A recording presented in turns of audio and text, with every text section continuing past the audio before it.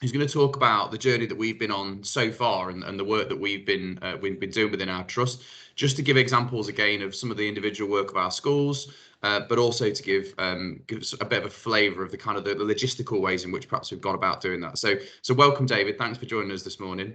Hi, thank you, James. That's great. Sorry you didn't get time for that Greggs and McDonald's, for those of you that were listening earlier today. I'm sure there'll be time later. Thank you very much. No worries. Okay, so I'm just going to share my screen, so bear with me for a moment. Those of you that know me well know that I like a good Prezi, so hopefully you can see that. I'm just going to come back to here actually, because let me just do that. Okay.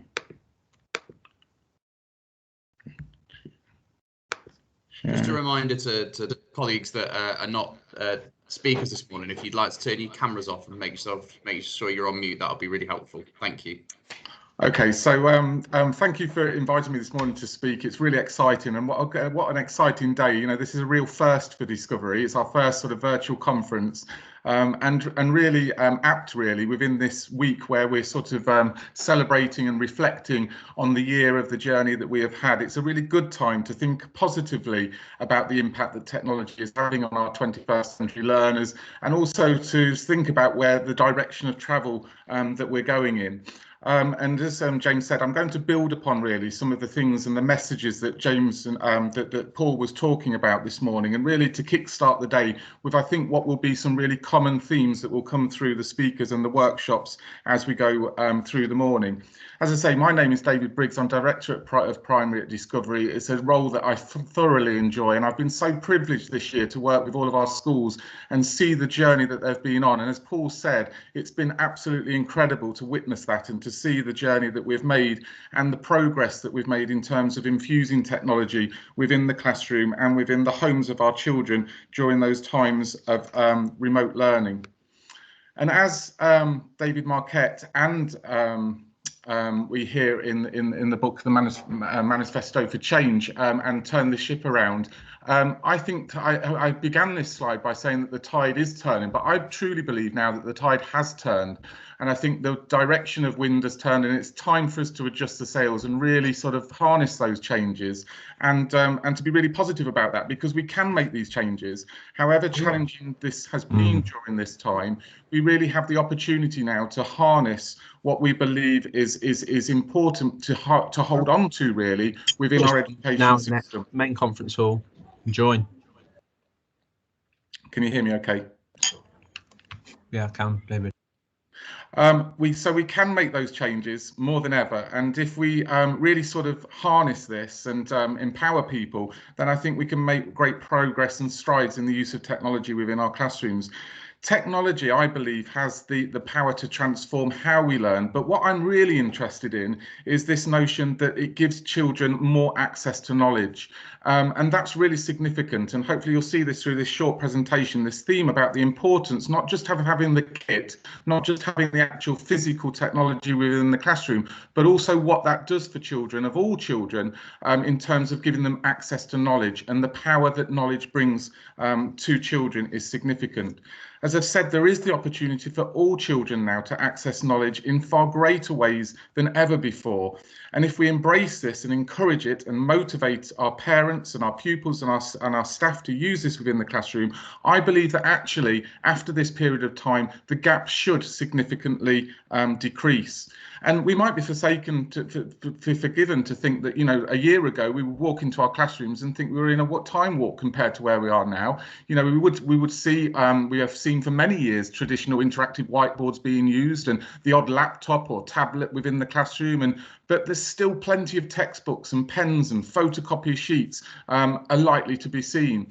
And some have come to believe that, you know, little within our curriculum and in our theory has changed since the Victorian times.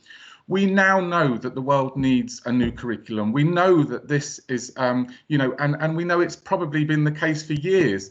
However, you know, sometimes we have to think, why is it that we've been so stuck in the past while the world outside is moving? We need this new curriculum now that is going to equip our children with the skills that will give them the skills and the knowledge to equip them for the learners that they need to be of tomorrow.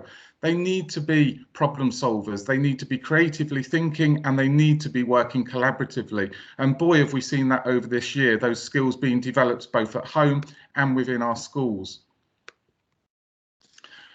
I think it would be hard to argue that as an education system, what we do well is really teach our teachers well, and we really focus on what is great pedagogy within the classroom. And I think what we need to come to recognise now is that we need to have that blend, and we need to make sure that pedagogy is always at the forefront of teaching. We know that great schools use their time well, and that time is spent by leaders developing practice. And this has to be a priority as we go forward. And there are great opportunities in the use of technology, how we can develop teachers' skills and practice. What we have failed sometimes to recognise is the importance and the power of technology that has within the classroom that will focus on children's skills, but also be used to develop practice within our schools. We need to remember that there's no single quality of an infused teacher that is more important than the other. And what we're not saying now is that we must use technology. It must be the priority. It has to blend with the good practice and the good pedagogy that we already see within the classroom. And our children need empowering with technology now more than ever. And I think the global pandemic will change economies and jobs for years to come. But we need to empower them with the technology and embed it into their learning experiences so it becomes natural and part and parcel of the classroom setting. We always hear, you know, children will be taking college courses that don't exist. We say time and time again that, you know, they're going to be doing jobs that have not been created yet. However, I think it's now really time to step up to that fact and use this time to really review and reflect on our curriculum and on our pedagogy to ensure that it matches that aspiration, and also that it helps to meet the needs of the children for their futures. We know that we are living in and embarking upon a revolution with IT, and it's incredibly exciting. And we have to seize this opportunity because our generation, you know, our generation of Z learners are wanting this. They expect technology.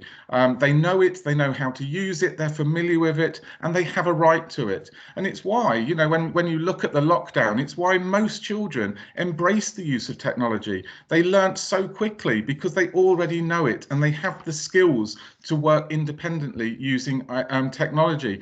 And as Paul was saying, and from research, some of our most disadvantaged children, now because they have access to knowledge, now because they have access to computers, actually thrived during the pandemic. And yes, there are many challenges that the children are coming back to, and some of those challenges have to be, and we have to reflect and think about, is it due to them coming back to a more traditional form of pedagogy because they've been used to independent learning, using remote learning and using all of those tools. And I think we need to reflect upon how we can really integrate those into the classrooms. I was looking at a BBC report, and this was dated back in 2015, because this is nothing new when you look across the world. There are educational establishments and countries that have been working for years on groundbreaking moves to harness technology within the classrooms. And I was quite interested in this Professor Sagarta Mitra from Newcastle University, where he started the Hole in the Wall project in New Delhi. And during my visits to Delhi, I was really privileged to witness this project actually happening. And it's the project where they put the computers in the holes in the walls. And what he found was he was amazed at how quickly the children learned how to use the machines with no adult supervision. I'm just going to play you this short clip. And what I'm really impressed with, well, not impressed, but what really interested me was how he talks about the skills and the ethos that in India the children have in terms of how they sort of respect technology and what they get out of the technology, and not just the materialistic side of technology, but actually what that's giving those children.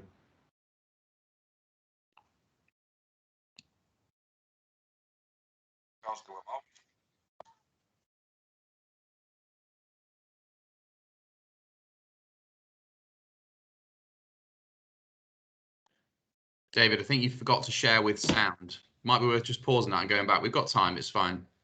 Okay, sorry. It's okay. I do it all the time. We all do it, I know.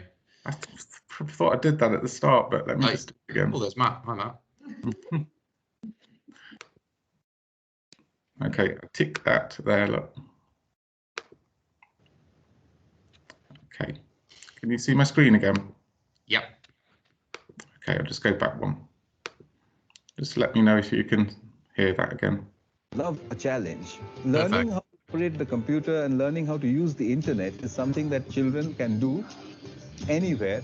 If you just put a computer in public in an open space, then children in the age group of 6 to 12 will learn how to use it on their own, irrespective of what language they speak in, how much schooling they've done, and almost anything that you can measure.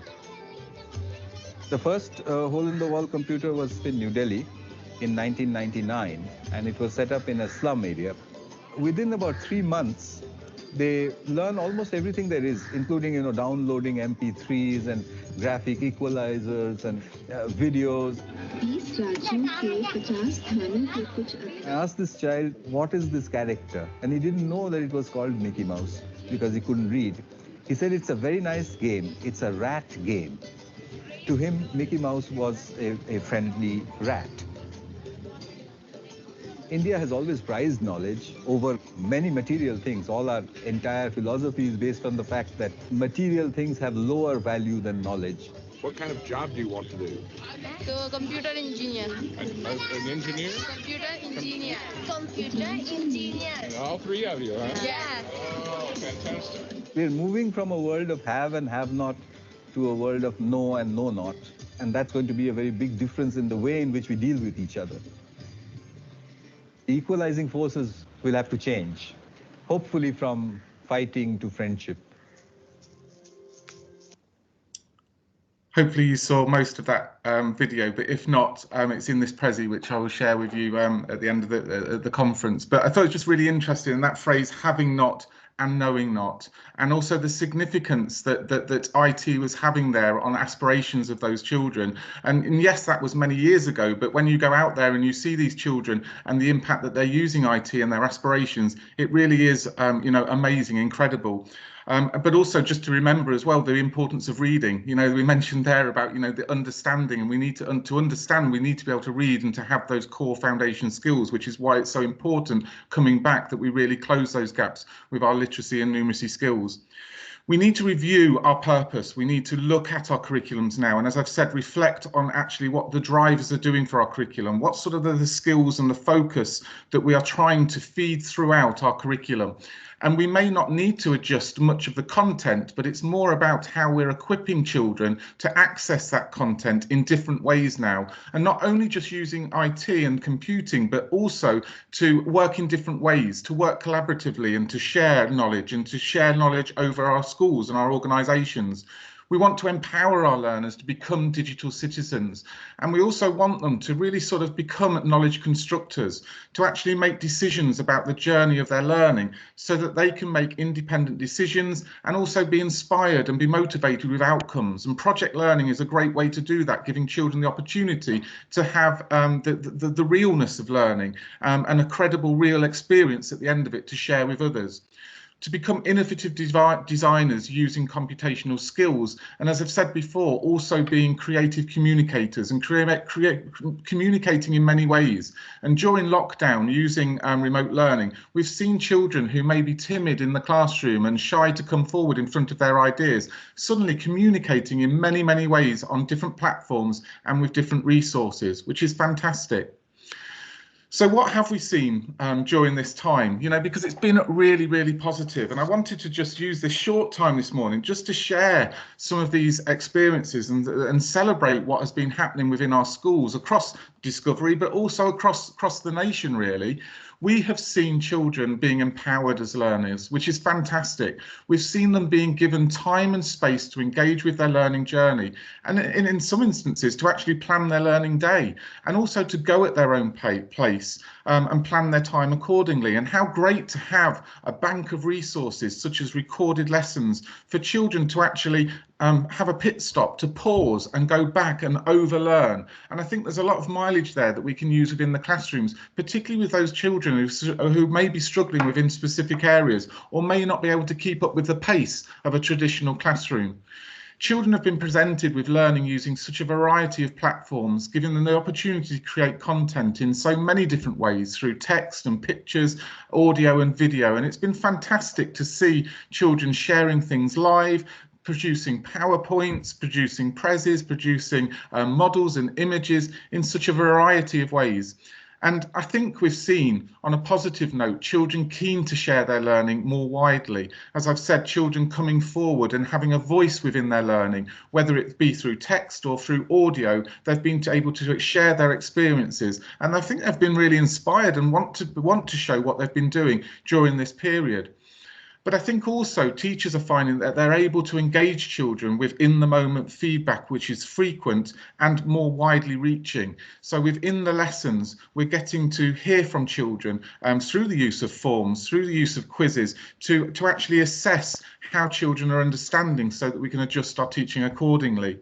And a positive is that although it's been significantly challenging, many children's needs have been met during this pandemic, and particularly during the second lockdown, the shift towards the use of remote learning and live lessons and recorded lessons has been absolutely tremendous. And we have to celebrate and acknowledge that our teachers are truly spectacular in rising to challenges. And I just hope that they can be enthused and be given the support going forward now, and to have the voice to stand up firm and say that this is what our children need within our curriculum. We've also seen creative learners. We've seen teachers and pupils having to think and learn in different ways, and also being able to adapt. But we've also seen children and staff continuing to blend into the classroom and into the home learning, those creative aspects of learning, the outdoor learning, the hands-on learning, the creativity and the arts and the music has still been, as I see, a real positive as the lockdown period and has continued. And as I've said, children are using many sources of information and accessing ideas and thoughts from across a variety of places and organisations. And as Paul was saying, what is great is we've been sharing learning across schools and organisations, and that has had an impact on motivating pupils, being able to share learning and experiences through pupil parliament, through school councils and through other groups, is enabling children to have a voice across our schools.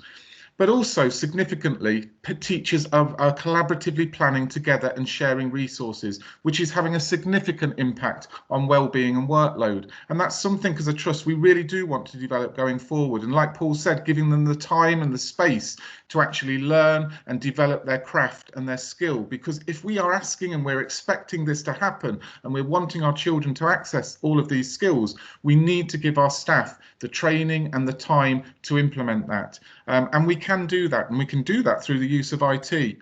But also children having access to a wider audience outside of their school, outside of the trust, and outside of the UK.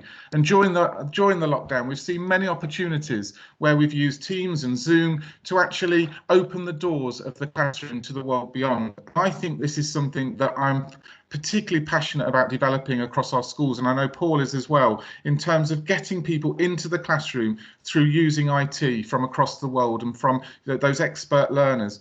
We had a great opportunity during the lockdown where we had about 30 children from New Delhi in the slums communicating and linking up with about 30 children from across our trust. And it was just so great to see these children sharing experiences that were very similar, which was surprising, but also very different in terms of the contrast of their communities. And these children in Delhi sharing their brand new IT suite that they've got up and running during the pandemic, and actually now having, sort of reliable broadband that they could now Skype and use Zoom to communicate with others across the world. And from this, we now hope to have a regular monthly meeting with children out in New Delhi, which is just fantastic and so inspiring for our children.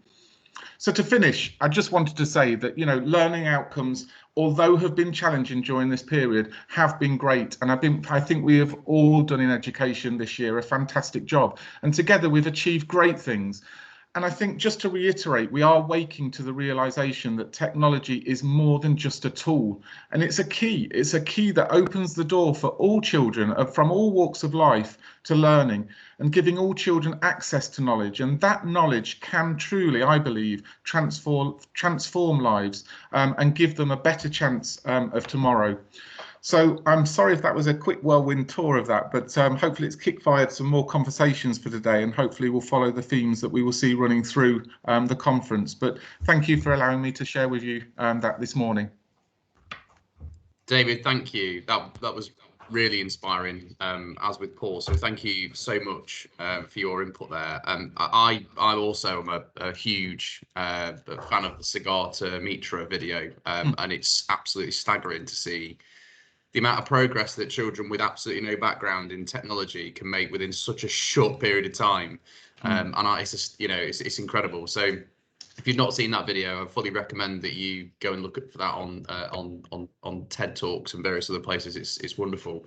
Yeah. But also just a really interesting reflection is and Paul mentioned this references earlier, and I'm sure it will continue to be referenced in our next input with Emma and with Nick, is the amount of progress that we've made this year and the need for teachers and leaders who have made incredible learning progress to continue to keep pace with children and young people who are fearless in their use of technology and just have this boundless kind of need and want to learn and develop. So really good. So thank you, David.